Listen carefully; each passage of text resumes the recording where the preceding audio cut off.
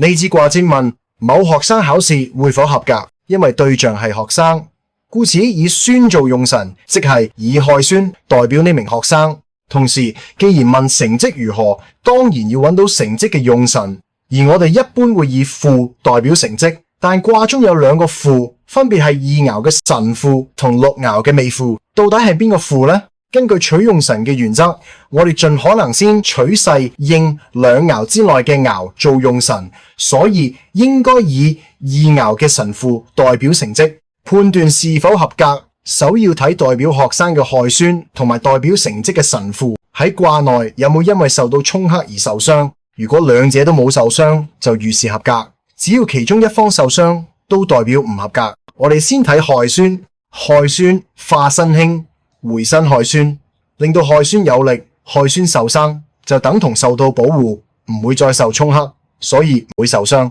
再睇神父，能克到神嘅就只有卯、寅、戌，但喺呢支卦中並冇卯同戌，只有寅，而寅財亦正係神父嘅忌神。好彩寅財係隻爻，冇力，不可能直接克到神父，所以神父喺卦內冇可能受傷。既然亥孫同神父都冇受傷，呢名學生就應該合格。事實上佢最終亦都係合格嘅，